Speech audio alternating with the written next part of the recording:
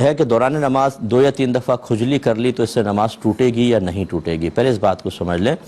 حدیثوں وغیرہ میں کہیں ایسی کوئی بات آپ کو نظر نہیں آئے گی۔ یہ فقہا کا اپنا ایک اجتہاد ہے، اور وہ اجتہاد معمولی نہیں ہوتا ہے۔ میں معمولی کہنے کی کوشش نہیں کر رہا ہوں، اولی الامر منکم کی ابھی میں نے تشریحات آپ کو بیان کی۔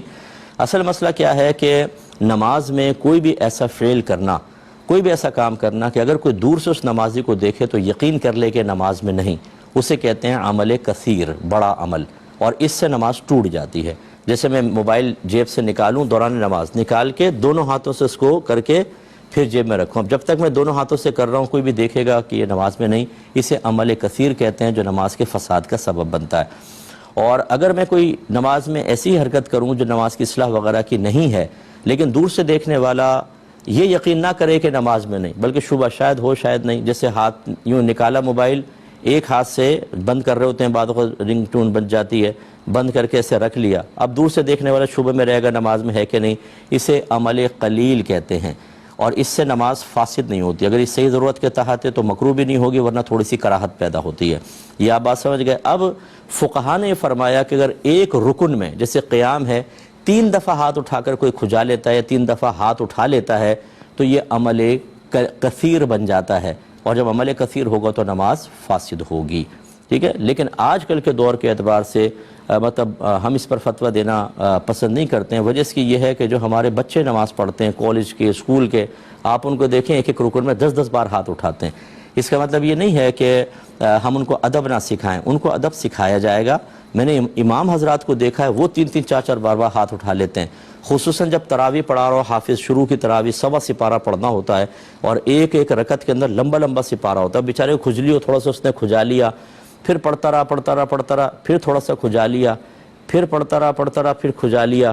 تو کون اس کو دیکھ کے یہ کہے گا یہ عمل کثیر ہے؟ تو لہٰذا فقہا نے ضرور لکھا ہے، اور بہت ہی اچھی نیت کے ساتھ لکھا کہ جب ہم اس پہ فساد کا حکم دیں گے تو لوگ ڈریں گے اور بڑے ادب سے نماز پڑھیں گے۔ لیکن اب ماحول بدل گیا ہے، اب جو ہیں وہ لوگ بہت ہی زیادہ اس میں انوالو ہو گئے ہیں، مطلب بچے بال یوں کر رہے ہیں، یہ کر رہے ہیں۔ اگر ہم اس پہ مسلسل نمازوں کے فساد کا حکم دیں صرف ایک ذاتی رائے کی وجہ سے تو نقصان کا بہت اندیشہ ہے، اور ہزاروں مسلمانوں کو گناہگار قرار دینا لازم آئے گا۔ اور یہ فقہا کی عادت کریمہ جاری و ساری ہے کہ جب وہ ایک اجتہاداً کوئی حکم بیان فرماتے ہیں اور اس کے خلاف بہت زیادہ معاشرے میں مطلب اس کے خلاف عام ہو جاتا ہے تو اپنی رائے کو واپس لے کے نرمی پیدا کرتے ہیں۔ یہ مسئلہ بعینی بہار شریعت میں بالکل لکھا ہے، اور میں خود اس پر عامل ہوں۔ یہ بھی آپ کو بتا دوں بڑی احتیاط سے نماز پڑھنی چاہیے، نہیں کھجانا چاہیے، لیکن کیا اس پر فساد نماز کا حکم ہوگا؟ یہ مطلب یہ آج کل اس پہ غور و تفکر کرنا چاہیے، تو مسئلہ یہ بیان کریں۔ لیکن اگر کوئی کہتا ہے کہ ایسا ہوا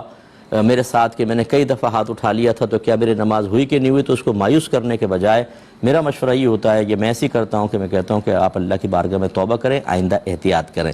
تو اس قسم کے مسائل میں جو اجتہاداً بیان کیے گئے، اور اس کی اصل وہی ہے کہ کیا عمل کثیر بنتا ہے یا نہیں، اور عمل کثیر کی آپ تعریف دیکھ لیں، اس کی روشنی میں تھوڑا سا اسپیس دینا چاہیے لوگوں کو، اگر ادب سکھائیں، ماحول بنائیں، اللہ تعالیٰ کی معرفت دیں، تاکہ ایک آدمی جب اللہ کی بارگاہ میں کھڑا ہو تو اتنا خوف ہو، ایسا اس کا دل حاضر ہو کہ حرکتیں نہ کرے۔ لیکن اگر ہم تمام کوئی لوازمات نہ کریں، کوئی اہتمام نہ کریں، اس کو ان کو پروٹیکشن نہ بتائیں، ان کو ہم احتیاط نہ بتائیں، ہم ان کو اللہ کی معرفت نہ دیں، اور صرف یہ حکم بیان کر دیں، تو یہ عمل کثیر کیسے بنے گا 3 دفعہ کھجانے سے؟ یہ ذرا دیکھنے والی بات ہے۔ اتنی تفصیل میں نے اس لیے بیان کر دی۔ تو بہرحال احتیاط کریں، ادب کے ساتھ نماز پڑھیں، لیکن ہم اس پر فساد کا حکم ہر ایک کے لیے نہیں دیں گے۔